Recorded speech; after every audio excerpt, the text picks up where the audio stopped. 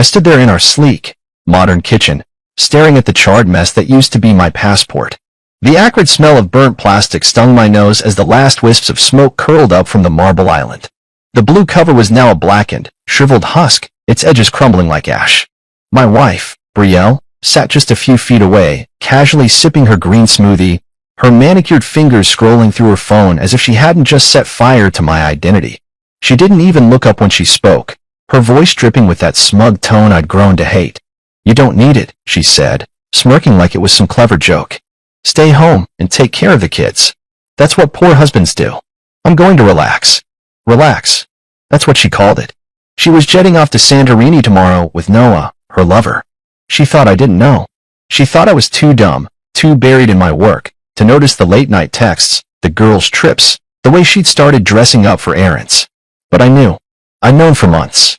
What she didn't know, what I hadn't told a soul yet, was that I'd just signed the deal of my life. My startup, the little project I'd poured 15 years into, had sold to an international conglomerate for $2 billion. Billion, with a capital B. Cash in my pocket, freedom in my hands, and she had no clue. I'd kept it quiet, even from her, because I wanted to surprise her with a new life. Maybe that villa in Italy we'd talked about years ago, back when she still looked at me like I mattered. But now I saw the truth. She didn't deserve the surprise. She didn't deserve me. I didn't say a word as she finished her smoothie and sauntered upstairs, humming like she'd won some grand victory. I waited until the house was still, the kids tucked into their beds, their soft breathing filling the silence. Then I moved. I grabbed a duffel bag from the closet, stuffed it with clothes, my laptop, a few essentials. I opened the safe in my office, the one she didn't know the code to, and pulled out stacks of cash, some documents, a spare key fob for the car I'd bought last year and never told her about. I didn't need much. I wasn't running away in a panic. This was calculated. This was me taking back control. Before I left, I walked back to the kitchen. The passport's ashes were still there, a dark smear on the marble. I grabbed a pen and a notepad from the drawer, scribbled a quick message. "You're right. I'll stay home. Enjoy your trip." I left it next to the ashes, knowing she'd see it in the morning. She'd think it was surrender. She'd laugh, maybe text Noah about how pathetic I was. Let her. I locked the door behind me, got into my car, a black SUV she'd never cared to notice, and drove into the night. The city lights blurred past me as I headed downtown, my mind racing but calm. I wasn't the broken man she thought she'd left behind. I was something else now, something she'd never see coming. The penthouse suite I checked into was a world away from our suburban mansion, glass walls, a view of the skyline, silence that felt like power. I dropped my bag, poured a glass of whiskey from the minibar, and sat on the leather couch, staring out at the city.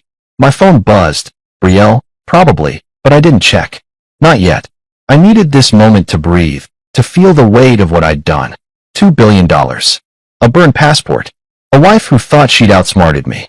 The kids were safe with the nanny for now. I'd figure that out tomorrow. Tonight was about me reclaiming my life. I leaned back, sipping the whiskey, letting the burn in my throat match the fire in my chest. She thought she'd trapped me, grounded me, turned me into her little stay-at-home puppet while she danced off with her lover. But she'd misjudged me. Badly. I wasn't staying home. I wasn't poor.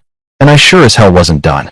Tomorrow, she'd wake up to an empty house and a rude awakening. I'd left her something she couldn't ignore, not just the note, but the first hint of the storm I was about to unleash. This wasn't over. It was just beginning. I woke up to sunlight streaming through the floor-to-ceiling windows of my new penthouse suite, the city sprawling out below me like a map of possibilities. The leather couch creaked as I sat up, my neck stiff from sleeping in an awkward position, but my mind was sharp. I'd left the house last night, walked away from Betrayal and her smug little game, and now I was free. The duffel bag sat in the corner, a reminder of how little I'd needed to take with me. My phone buzzed on the glass coffee table, 10 missed calls, a dozen texts, all from her. I didn't read them yet. I knew what they'd say. Confusion at first, then anger, then some half-baked excuse.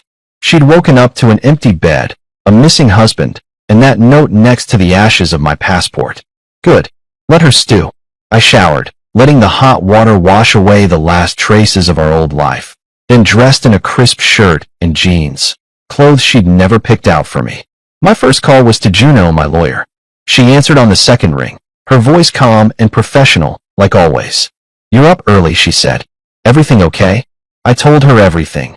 Brielle burning my passport, her trip to Santorini with Noah, the way she'd mocked me like I was some broke loser. Then I dropped the bombshell. I sold the startup. $2 billion. Signed yesterday. There was a pause, then a low whistle. "Well, damn," Juno said. "Congratulations. And what do you want to do about her?" I smiled, staring out at the skyline. "Lock her out. Everything joint. Accounts, cards, access. I want it frozen by noon." Next, I called Theo, my business partner, and the only guy who'd stuck with me through the lean years. He'd been in the room when I signed the deal, grinning like a kid on Christmas. "You're a genius," he'd said then. And now, when I told him I'd left Brielle, he laughed. "About time. What's the plan?" I told him I needed to meet some people, start putting pieces in place. He offered to handle the press if it leaked about the sale, keep my name quiet for now. I agreed. Discretion was my weapon. By midday, Juno texted, "Done. Accounts frozen. She's got nothing but what's in her purse." I pictured Brielle in Santorini, swiping her card for a cocktail and getting that polite declined from the waiter. She'd call me then, furious, demanding answers. I wouldn't pick up. I poured myself a coffee from the sweets machine, strong and black, and sat at the desk, pulling laptop open, planning my next move. The penthouse was paid for in cash, $2 million up front, no mortgage, no trail back to me yet. I'd used a shell company, something Theo had set up years ago for tax purposes. Brielle wouldn't find me here. She didn't even know I had the money to afford a place like this. To her, I was still the guy scraping by, the poor husband she'd sneered at. I needed allies now, people who could help me turn this mess into something I controlled. My first stop was Isla, Noah's fiancée. She didn't know her man was halfway to Greece with my wife, probably sipping wine and laughing about how they'd pulled one over on us. I found her number through a mutual friend, called, and asked to meet. "It's urgent," I said. She sounded wary but agreed. "Coffee shop, downtown, 1 hour." I grabbed my keys and headed out. Isla was waiting at a corner table, her blonde hair pulled back, her face tight with stress. She didn't know me well, just as Brielle's husband, the quiet guy who didn't say much at parties. I sat down, ordered a coffee, and got straight to it. "Noah's cheating on you." "With Brielle. They're in Santorini right now." Her eyes went wide, then hard. "You're lying," she said, but her voice shook. I pulled out my phone, showed her the photos I'd had a PI snap, Brielle and Noah boarding the plane, his hand on her leg, her laughing like she didn't have a care in the world. Isla's face crumpled, but she didn't cry. She just stared, then whispered, "That bastard." I leaned forward, keeping my voice low. "I'm not here to hurt you. I'm here because we can help each other." She burned my passport to keep me stuck while they ran off. But I'm not stuck. I've got resources now, more than they know, and I'm going to use them. Isla looked up, her jaw tight. "What do you mean?" I told her about the sale, the money, the power I had now. "They think they've won. They haven't. I just need proof, something to bury them." She nodded slowly, then pulled out her own phone. "I've got his cloud password. Let me check something." We sat there, sipping coffee, as she scrolled through Noah's backup folder. Her fingers froze. "Oh my God," she muttered, turning the screen to me. Texts. Dozens of them. Noah and Brielle plotting. How they'd drain our accounts. How they'd frame me as the bad guy. How they'd live big while I took the fall. "He said you were broke," Isla read aloud. "Said you'd never recover." I laughed, a bitter sound. "He's about to find out how wrong he is." Isla handed me the phone. "Take it. Use it. I want him to pay." I copied the texts, sent them to Juno with a note. "Start building the case." This wasn't just about revenge, it was about justice. Brielle thought she'd torched my life when she burned that passport, but all she'd done was light the fuse. I thanked Isla, promised to keep her in the loop, and left the coffee shop with a fire in my gut. The penthouse waited, my new command center. I wasn't hiding anymore. I was hunting. I sat in the penthouse that night, the city lights twinkling outside like a million little eyes watching me piece my life back together. Isla's texts from Noah's phone were open on my laptop, each message a dagger Brielle and her lover had aimed at my back. I couldn't stop reading them, even though every word burned. "He's clueless," Noah had written. "Thinks he's still got a shot at something big. Wait till we cash out." Brielle's reply. "He's too busy playing dad. Won't even notice till it's gone." They'd been planning this for months, siphoning money, setting me up to look like a failure while they ran off to live their fantasy. The joke was on them. I wasn't broke. I wasn't clueless. And I sure as hell wasn't done. I called Juno again, pacing the hardwood floor, the phone pressed tight to my ear. You got the texts? I asked when she picked up. Yeah, she said, her voice steady but sharp. This analytics, these are gold. I'm pulling footage from the house cams too, got them from the cloud backup. Sending it now. She paused, then added, You're calm for a guy whose wife just torched his passport. I laughed, a rough sound. Calm's all I've got left. Send it fast. I want this airtight. Juno promised to have a draft of the legal filings by morning, restraining orders, asset freezes, the works. I hung up and sank into the couch, rubbing my temples. The penthouse was quiet, too quiet, but it gave me space to think. I wasn't just fighting for money or pride. This was about the kids, about the life I'd built. Betrayal could burn my passport, but she wasn't burning that. The footage came through 10 minutes later, grainy clips from the security cams I'd installed after Betrayal staged that fake break-in last year. She'd claimed someone tried to jimmy the back door, but I'd never bought it. Now, watching the clips, I saw why. There she was, late at night, sneaking Noah into the garage, laughing as they stumbled inside. Another clip showed her rifling through my desk, probably looking for cash or bank statements. She'd even waved at the camera once, mocking me, thinking I'd never check. Dumb move. I saved every second of it, tagged it for Juno.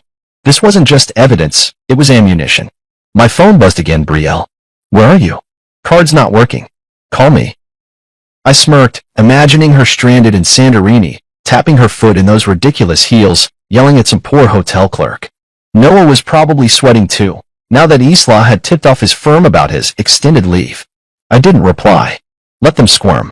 I had bigger fish to fry. I called Isla back, catching her just as she was leaving Noah's apartment.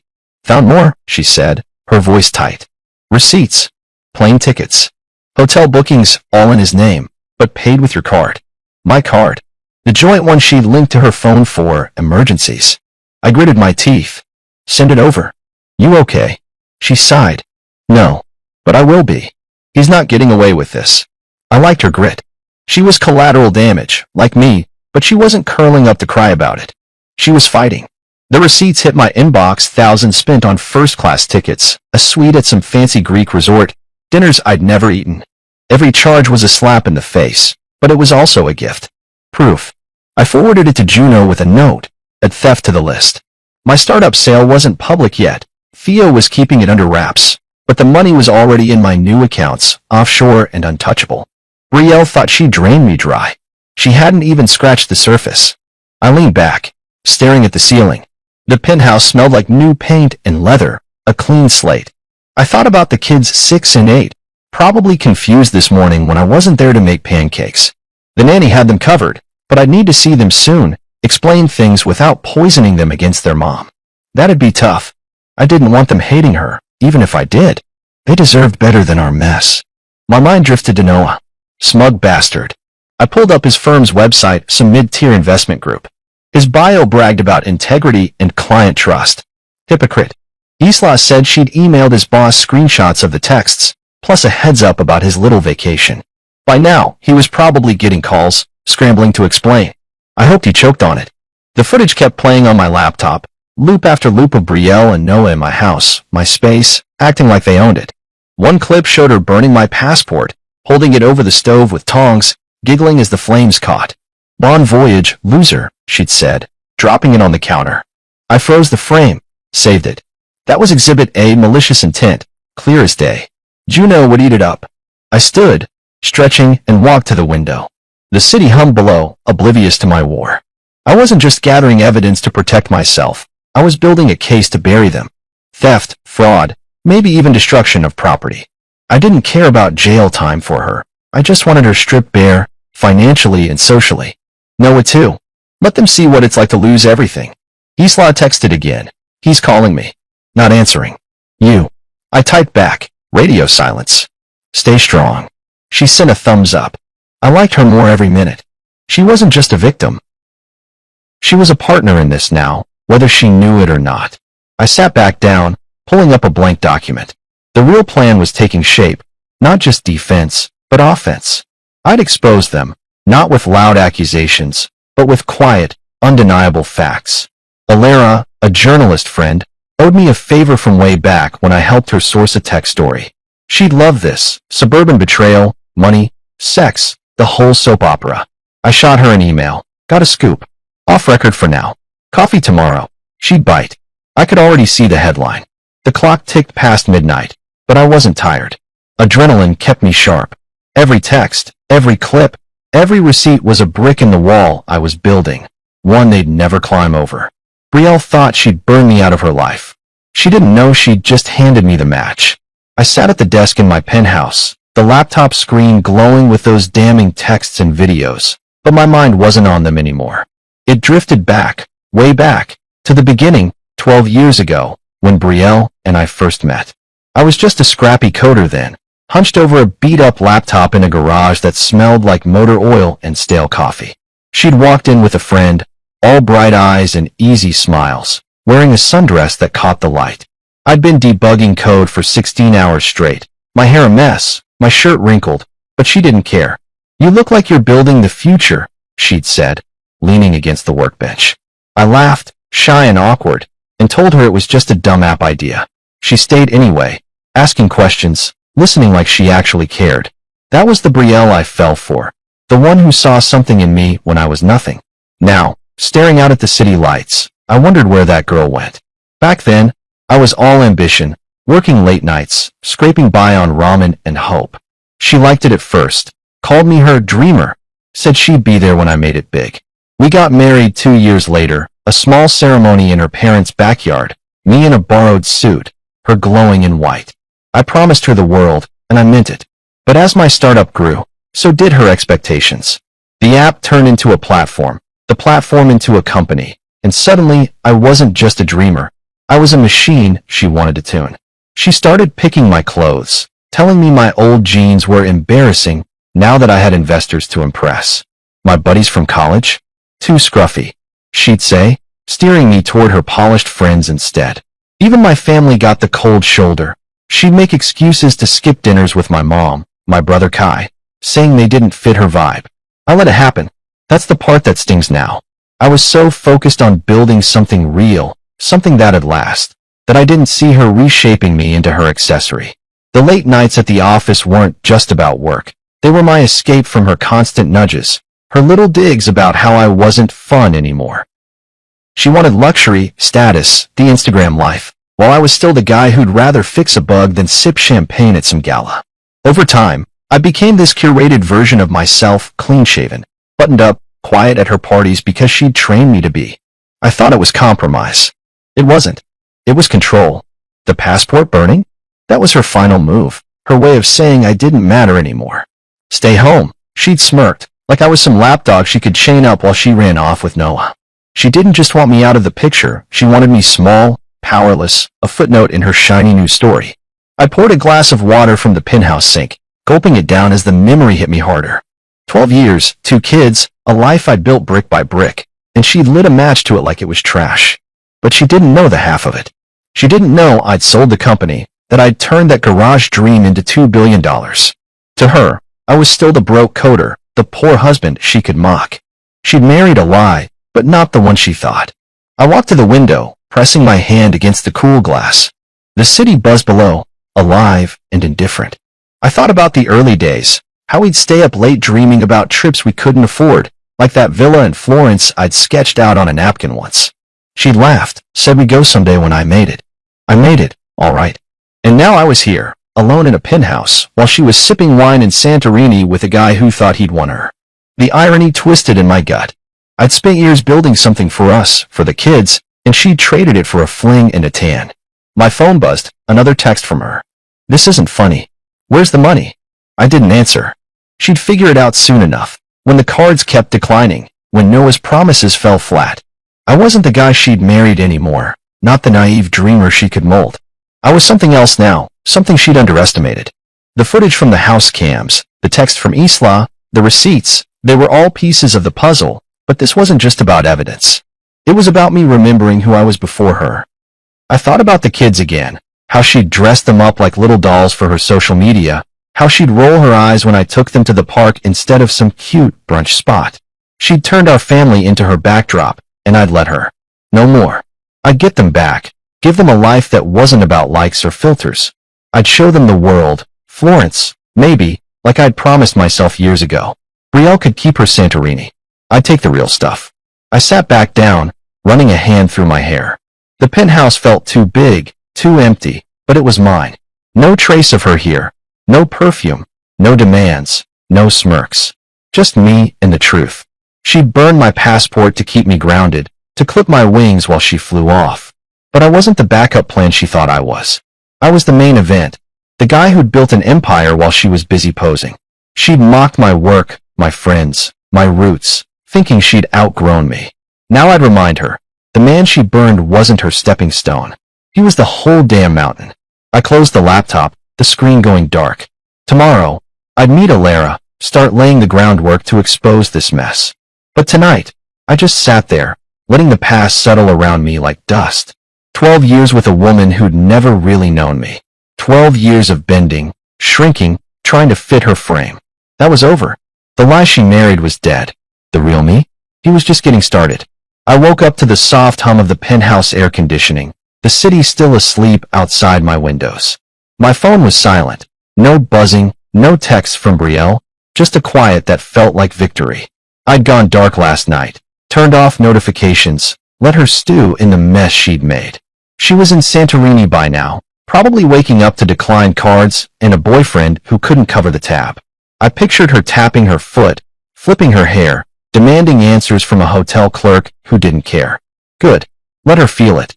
I rolled out of bed, my bare feet hitting the cool hardwood, and made coffee, strong, black, no fuss. The penthouse smelled like freedom, and I was ready to use it. First thing, I called Juno. Status? I asked, sipping from my mug. She didn't waste words. Joint accounts are locked. Cards canceled. She's got whatever cash she took with her, and that's it. Offshore trusts are set. Your $2 billion's safe. She can't touch a dime. I nodded, even though she couldn't see me. The house. Juno's voice sharpened. Deeds off your name. Transferred to the LLC. She's got no claim unless she fights it in court, and with what money? I smirked. The mansion, our big, shiny suburban cage, was mine in every way that mattered. Brielle could bang on the door all she wanted. She wasn't getting in. I'd gone ghost, and it felt good. No calls, no explanations, just me pulling levers she didn't even know existed. I checked my new bank app, clean, separate accounts, fat with the sale money. Theo had wired his cut too, but mine was the lion's share. $2 billion, sitting there like a loaded gun. Brielle thought she'd left me broke, scrambling. She didn't know I'd been planning for years, quiet moves, shell companies, trust she'd never sniffed out. I wasn't the fool she'd painted me as. Next, I texted Isla. How's it going? She replied fast. Noah's freaking out. Firm's on his ass. I'm good, thanks. I liked her more every day. She'd taken her own hit but wasn't crumbling. She'd sent his boss the texts, the receipts, everything, and now Noah was feeling the heat. His cushy job was probably toast by now. Cheating on your fiancé with a married woman doesn't look great on a resume. I typed back. Stay sharp. She'll be home soon. Isla sent a fist bump emoji. We were a team now, whether she realized it or not. I paced the penthouse, coffee in hand, thinking about my next move. The kids were with the nanny, safe, fed, probably asking where I was. I'd call later, keep it light, but I needed to focus today. Brielle's world was collapsing, and I was the architect. I pulled up the housecam footage again, watching her burn my passport on loop. That smirk, that laugh, it fueled me. She thought she'd grounded me, but I was already flying. My phone pinged an email from Juno. House codes changed. She's locked out when she lands. Perfect. I imagined her rolling up in a cab, designer bags in tow, punching the old code into the keypad. Nothing. She'd scream, call me, maybe even the cops. Let her try. The LLC owned it now, and I had every right to secure my property. She'd be stuck outside in those stupid heels, looking like the fool she was. I needed to hit harder, though, not just money, not just the house. I wanted her exposed, her perfect little life peeled back for everyone to see. That's when I thought of Alara. She was a journalist I'd met years ago, back when my startup was just a blip. I tipped her off to a tech story once, saved her deadline. She owed me. I grabbed my laptop, Shot her a message. Hey, got something big. Suburban influencer, double life, money, betrayal, the works. Coffee today? Off record for now. She replied in minutes, hell yes. 2 p.m., usual spot. I grinned. Alara loved a juicy scoop, and this was a banquet. I spent the morning digging deeper, cross-checking the receipts Isla sent, matching them to the cam footage. Every move Betrayal and Noah made was sloppy, traceable. They'd used my card for everything: flights, hotels, even a damn couples massage. I saved it all, built the file thicker. Juno would use it for the legal side, but Alara? She'd turn it into a story that'd torch Betrayal's precious image. All those followers, those brand deals, she'd lose them overnight. By noon, I was restless. I grabbed my keys, headed to the coffee shop early. The place was quiet, just a few people tapping away on laptops. I took a corner table, ordered a black coffee, and waited. Alara showed up right on time, her dark hair pulled back, her notebook already out. You look different, she said, sliding into the seat across from me. Good different. I shrugged. New chapter. You ready for this? She leaned in, eyes bright. Spill. I kept it vague, no names yet, just the bones. A suburban wife, an affair, a husband she thought she'd ruined. She burned my passport to keep me home while she ran off with him. I said, thinks I'm broke. I'm not.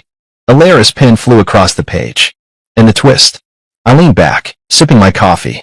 I just sold my company. $2 billion. She doesn't know. Alara whistled low. That's a hell of a hook. What's the play? I told her I wanted a feature, not about me, not yet, but about the quiet financial abuses, the fake lives people like Betrayal lived. She's the centerpiece, I said. Her and her lover. Let the world see. Alara nodded, scribbling.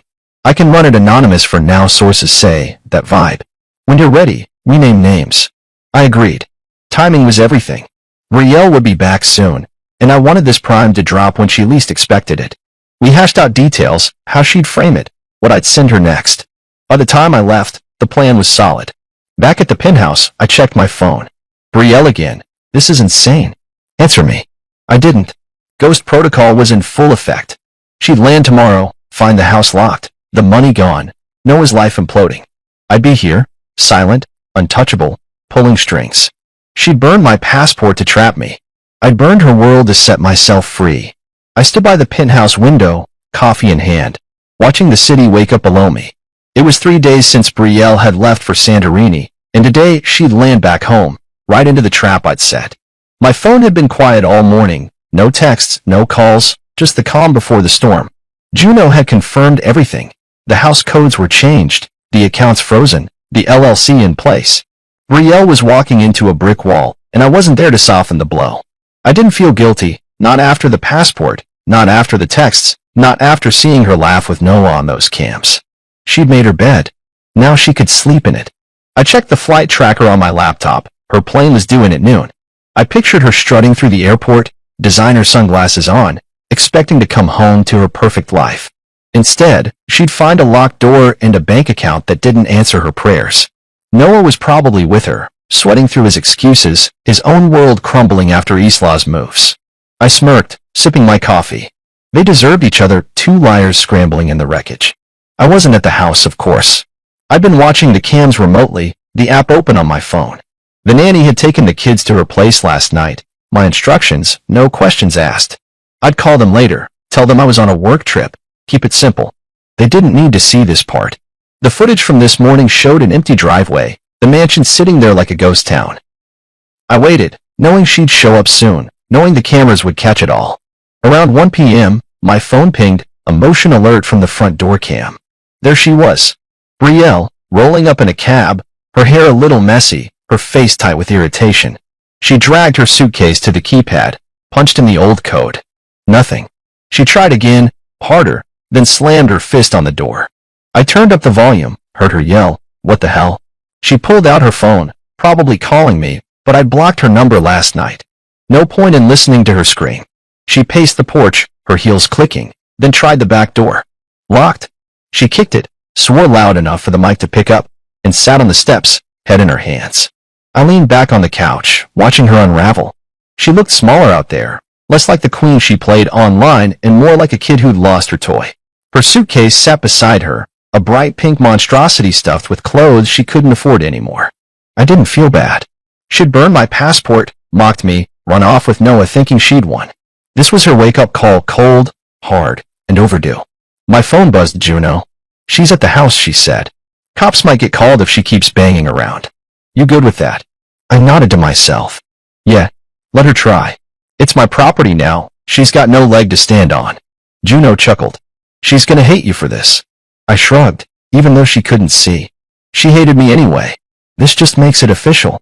While Betrayal stewed outside, I had work to do. I'd been thinking about my mom lately, how she'd raised me and Kai alone after Dad split, how she'd always said I'd do something big. She died 5 years ago, cancer, and I'd wanted to start a foundation in her name ever since. Betrayal had shot it down every time, said it wasn't glamorous enough, that I should focus on real investments like her influencer friends did. Screw that. Now, with the sale money, I could do it right. I called Theo.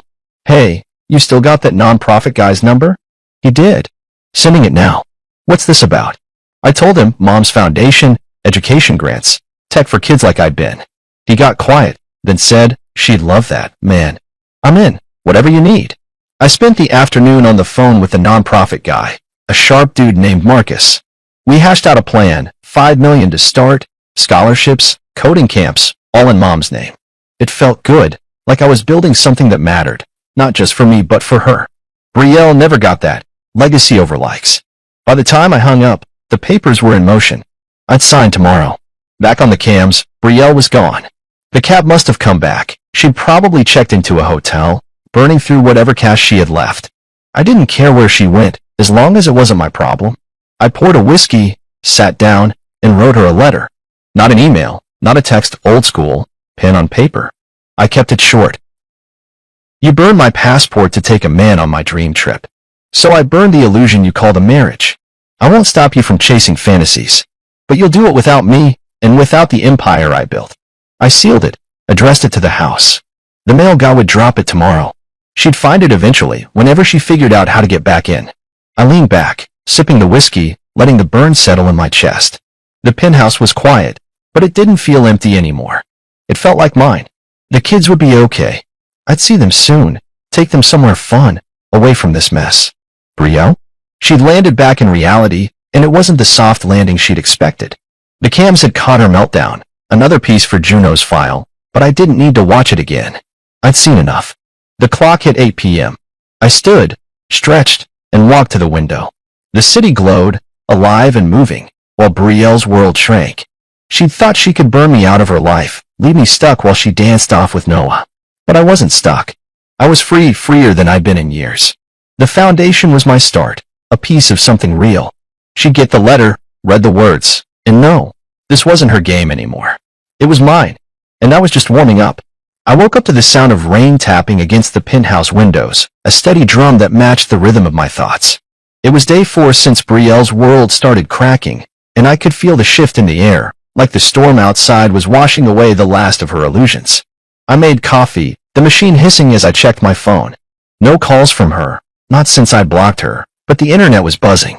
She'd posted late last night on her precious social media, some vague, dramatic caption, going through something real, but coming back stronger. I snorted into my mug. Typical Betrayal, spinning her mess into a sob story, fishing for likes and sympathy. She didn't know the half of what was coming. I pulled up the house cams from yesterday's footage, her pacing the porch, yelling into her phone, then slumping off with her suitcase. She'd probably crashed at a hotel, maybe Noah's place if he'd made it back too. Didn't matter. She was scrambling, and I was steady. Juno had texted. She tried a lawyer. Some cheap guy. He's got nothing, prenup's ironclad. I grinned. That prenup, she'd laughed when we signed it, said it was pointless because I'd never amount to much. Now it was her cage, locking her out of my billions. The rain picked up, streaking the glass as I sat at the desk, laptop open. Alara's article had gone live an hour ago, behind the facade, when influence becomes control, and it was already spreading. She'd kept it anonymous like I'd asked, no names yet, just a suburban influencer who'd manipulated her husband's finances while living a double life with a lover. The details were vague but sharp. Enough to make people whisper, to make Betrayal's followers squint at her latest post and wonder. I scrolled X, watching the chatter build. Sounds like someone I know, one user wrote. These fake perfect wives are the worst, said another. I didn't reply, didn't need to. The seed was planted. My phone buzzed. Alara. It's hitting. Comments are wild. You good? I typed back. Perfect. Let it cook. She sent a fire emoji. I leaned back, sipping my coffee, feeling the warmth spread. Brielle's whole game was her image. Those curated photos, they blessed captions, the brand deals that paid for her highlights and handbags. Now it was crumbling, and she didn't even know why yet. Her followers weren't buying the pity play. Too many had seen the article. Too many were connecting dots. I thought about her out there, probably refreshing her phone, watching the likes slow down. She'd call it a glitch, blame the algorithm, but the truth was colder. People smelled the lie. Her friends, those shallow influencer types she'd collected, were already pulling back. I'd seen it on her account. Fewer comments from the usual crew, no hard eyes from the yoga mom squad. Brands would be next. They'd drop her quietly, no emails, just a slow fade. She'd built her castle on sand, and the tide was coming in. An email popped up, anonymous, no name, just a throwaway address. She used to mock you. It read, called you her little money tree. Said you'd never leave because you had no spine. Glad you proved her wrong. I stared at it, my jaw tight. One of her cronies, maybe, or someone she'd vented to at a wine night. Didn't matter who. It confirmed what I'd suspected. She'd never respected me, just used me as her prop. I saved it, forwarded it to Juno. Another brick in the wall. The rain kept falling, a gray curtain over the city. I stood, stretching, and walked to the window. Brielle was in damage control mode, but she had no tools left. No money, no house, no husband to lean on. Noah was useless too.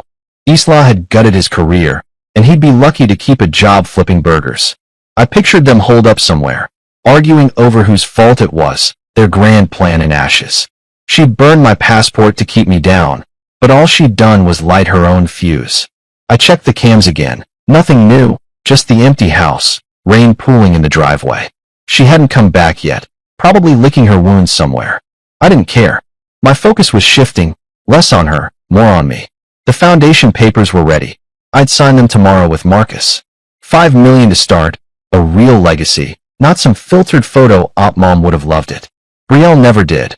She'd called it a waste, said I should buy a yacht instead. Funny how she'd chased flash while I built substance. My phone pinged again, a text from Theo. Article's a hit. You sure you don't want your name out there? Hero vibes. I laughed, typed back. Not yet. Let her burn first. He sent a thumbs up. Theo got it. He'd seen Brielle's snide comments over the years, watched her try to shrink me. Now he was cheering me on, and it felt good to have him in my corner. I sat back down, pulling up her social media again. The post was still up, but the comments were turning. What's real, huh? Spill the tea, one said. This why your grid's been quiet? Another jabbed. I didn't smile, too much anger for that, but I felt the shift. She'd thrived on control, on everyone buying her act. Now the mask was slipping, and she couldn't glue it back on. The anonymous email stuck with me. Little money tree. That's what she'd seen me as, something to shake for cash, then toss when the leaves dried up. She didn't know I'd grown roots deeper than she could reach, that I'd turned that tree into a forest. $2 billion, a new life, a chance to be me again. She'd mocked my work ethic, my quiet nights coding while she partied. Now that work had uprooted her whole game. I poured a whiskey, the rain a steady beat outside. The article was just the start. Alara had more coming when I gave the word. Brielle's burn notice was live, and the fire was spreading. She'd wake up tomorrow to fewer followers, colder friends, a life she couldn't fake her way out of. I wasn't gloating, not yet. This wasn't about joy. It was about justice. She tried to burn me out of her story. Now I was writing the ending, and it wasn't hers to control. I stood in the penthouse kitchen, the morning light cutting through the rain clouds that had finally cleared. The coffee machine gurgled as I waited, my mind on the meeting ahead. Brielle had texted last night. Not from her number, probably a friend's phone since I'd blocked her. We need to talk. Public place. Please. I'd stared at it for 10 minutes before replying. Fine. Noon. The diner on 5th. I didn't want to see her, didn't want to hear her voice, but I needed to look her in the eye one last time. See if she'd squirm, lie, or finally break. The diner was neutral ground, busy enough that she couldn't make a scene. I'd hear her out, then walk away for good. The clock hit 11:30, and I grabbed my jacket, plain, black, nothing she'd picked. The drive was short, the city humming around me as I pulled into the diner's lot. She was already there, sitting in a booth by the window, her hair pulled back, her face bare of the usual makeup. She looked tired, smaller somehow, like the fight had drained out of her. I slid into the seat across from her, keeping my expression blank. The waitress came by, and I ordered coffee black, no sugar. Brielle fidgeted with her water glass, her nails chipped, no polish. That was new. You're being cruel, she started, her voice low but sharp. Locking me out, freezing everything, it's too much. You've made your point. I leaned back, sipping my coffee, letting her words hang there. She expected me to jump in, apologize, fix it. I didn't. No, I said finally, setting the mug down. This isn't revenge. This is release. I'm not punishing you, Brielle. I'm removing you from the center of my story. Her eyes narrowed, then widened, like she couldn't decide if I was serious. Your story? She snapped. What about ours? The kids, the house? You burned that. I cut in, my voice steady. The second you torched my passport and ran off with Noah. You don't get to play wife now. She flinched, her hands tightening on the glass. It wasn't like that, she said, but her tone was weak, rehearsed. I just needed a break. You were always working, always gone. I laughed, a short, bitter sound that stopped her cold. A break? You planned it for months. Stole from me. Mocked me. Don't lie to my face. She shifted, her eyes darting to the table, then back up. Okay, fine. I messed up. But you can't just erase me. We've got history. History. 12 years of me bending, building, while she posed and preened. I leaned forward, keeping my voice low. History's why I'm here. I gave you everything, time, money, a life. You threw it back at me. Now you're out of moves. Her lips parted, then closed. She tried a new tack, softening her voice, tilting her head like she used to when she wanted something. We can fix this. For the kids. I'll come home. We'll work it out, Al. No, I said, sharper this time. You don't get it. There's no home for you to come back to. It's mine, the house, the money, the life I built. You're not part of it anymore. Her face hardened, the mask slipping. You think you're some big shot now? You'll crash without me. You always needed me to. I held up a hand, stopping her. I needed you to what? Dress me up? Tell me who to be? I'm done with that. And you're done with me. She tried threats next, her voice rising. I'll fight this. Lawyers, courts, I'll take half. I pulled the prenup from my jacket, slid it across the table. She'd signed it years ago, laughing, thinking it was a joke. Read it, I said. You get nothing. Not a dime. Her eyes scanned the page, her breath hitching. This can't. There's no way. I stood, tossing a few bills for the coffee. Turns out poor husbands do pretty well when they play the long game. Goodbye, Brielle. I walked out, her stare burning into my back, but I didn't turn. The air outside was crisp, the city alive around me. She'd tried everything: guilt, charm, threats, and none of it stuck. I got in my car, let out a long breath. That was it, the last thread cut. She wasn't my wife anymore, not in any way that mattered. The diner faded in my rear view as I drove back to the penthouse, the weight lifting off my chest. Back home, I poured a whiskey, the afternoon sun slanting through the windows. The prenup was my shield, but the Real wind was walking away. She thought she could manipulate me one last time, pull me back into her orbit. She didn't know I'd outgrown it, outgrown her. My phone buzzed. Alara. Articles still trending. Push the names? I typed back. Soon. Let it simmer. Brielle's meltdown at the diner would have been gold for the story, but I didn't need it. The anonymous version was enough for now. I thought about her sitting there, grasping at straws. She'd called me cruel, but cruelty would have been dragging this out, playing her game. I'd ended it clean.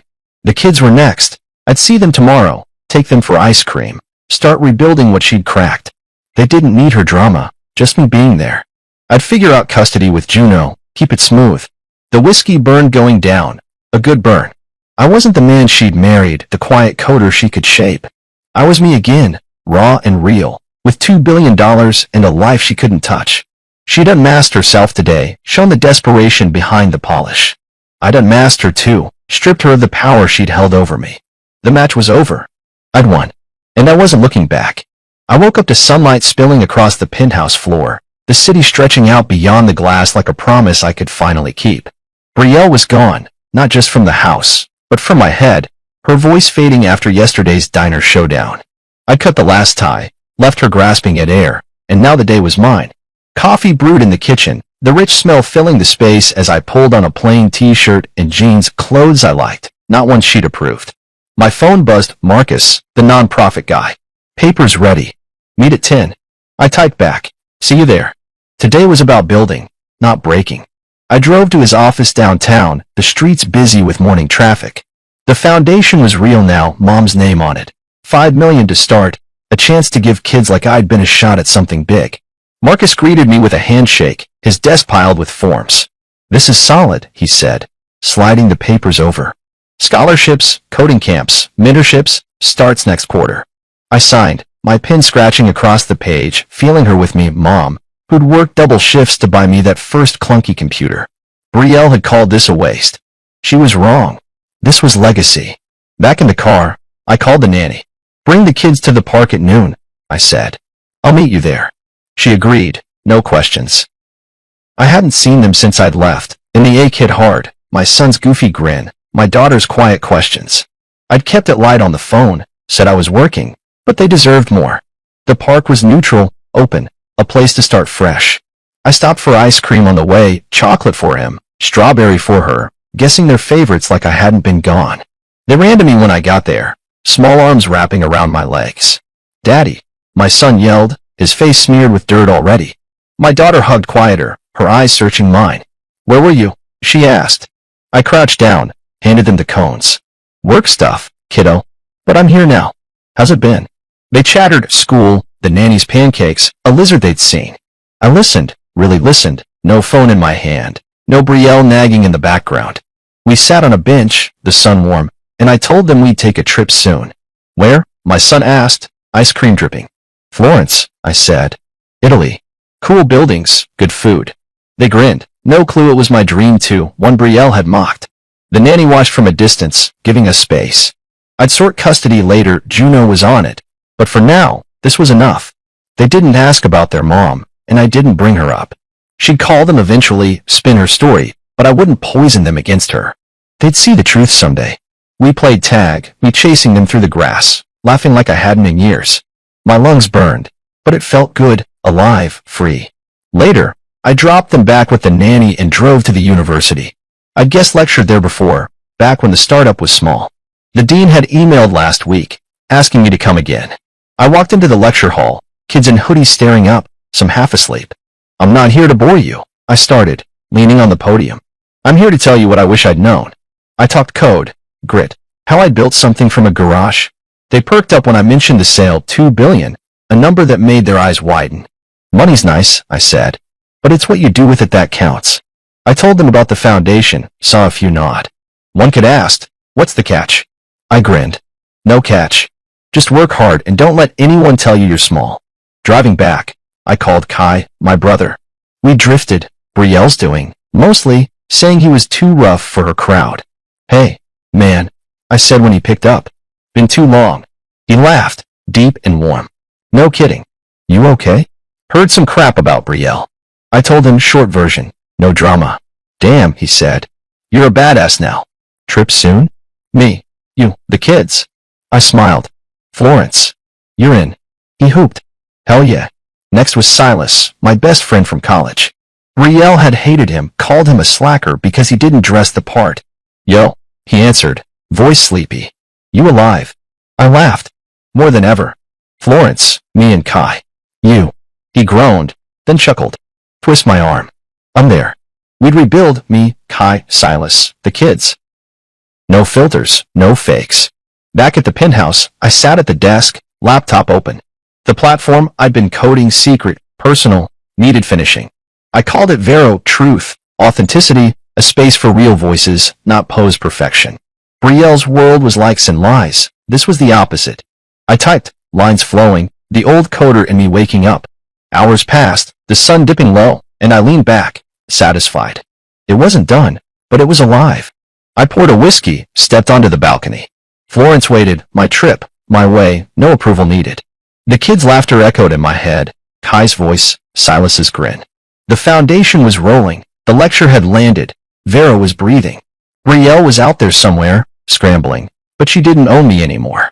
I'd shifted, money, Sure, but more than that. Freedom. Purpose.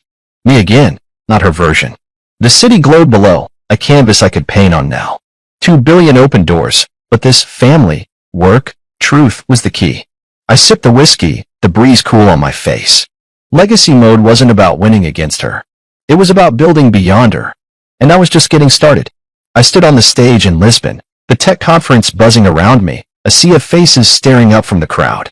The lights were hot, the mic heavy in my hand, but I felt steady, steadier than I'd been in years. It was a year since Betrayal burned my passport, a year since I'd walked out and turned her world upside down. Now I was here, unveiling Vero, my platform, my truth to a room full of coders, investors, and dreamers. The screen behind me glowed with the logo, simple, bold, real. Authenticity, I said, my voice carrying over the hum. Accountability. Truth.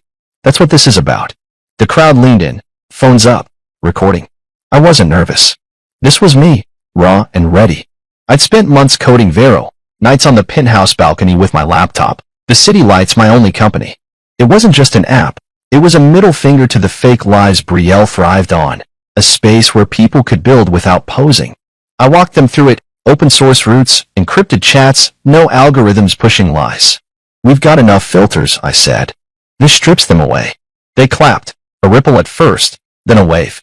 I saw Kai in the front row, grinning, Silas beside him giving a thumbs up. The kids were with the nanny back home, but I'd bring them here someday, show them what their dad could do. After the demo, I stepped off stage, the Q&A looming. Reporters swarmed, mics in my face. 2 billion from your startup, true?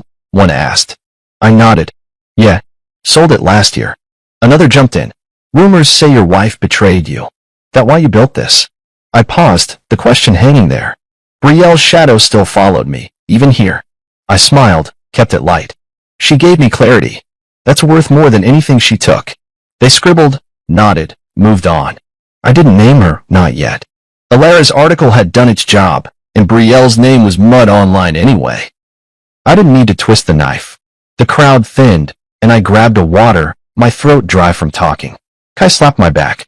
Killed it, man. Mom'd be proud. I grinned. Yeah, she would. Silas chimed in. Drinks later. You're buying, billionaire. I laughed, the sound easy. Florence had been a blast. Me, Kai, Silas, the kids, eating gelato by the Arno. No schedules, no filters. Now Lisbon was ours, a victory lap I'd earned. A woman approached, dark hair, sharp eyes.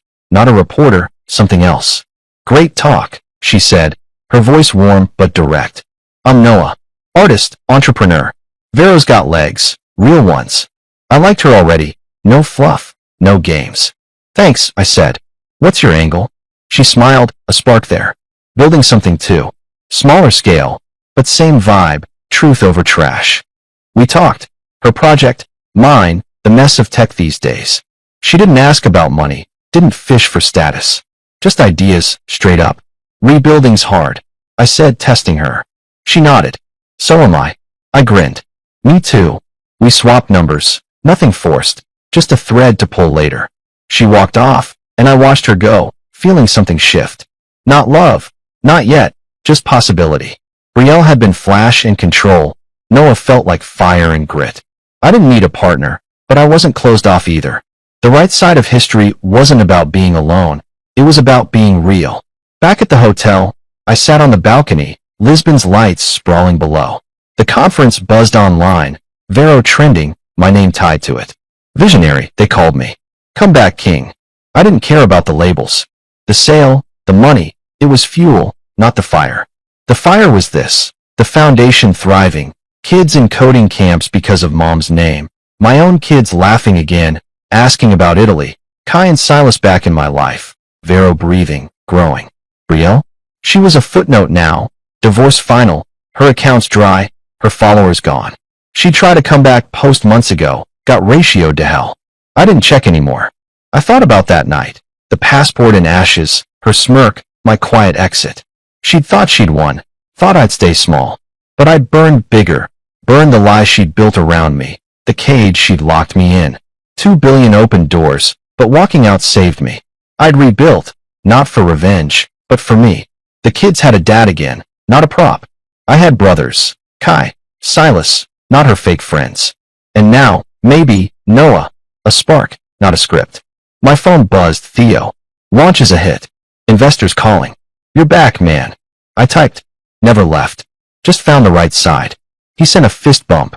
I leaned back, the night air cool. Lisbon glowed, a city I'd conquered, but the Real wind was quieter. Me here, whole. Brielle's fire hadn't destroyed me. It had cleared the way, torched the junk I didn't need. I'd lost a wife, a house, a version of myself I'd hated. I'd gained everything else. I stood, stretching, the conference noise fading below. Vera was out there now, my mark on the world. The foundation was growing, the kids were mine, and Noah's number sat in my phone, a maybe, a what if. I didn't need to prove anything to Brielle anymore. She'd lost the game she'd started. I was on the right side, not of money or fame, but of me. The man I'd always been, under her noise. The one she'd never seen coming. I walked inside, the balcony door clicking shut. Tomorrow, I'd fly home, kids, Kai, Silas, a life I'd built. Some fires don't end you. They start you. And I was burning bright.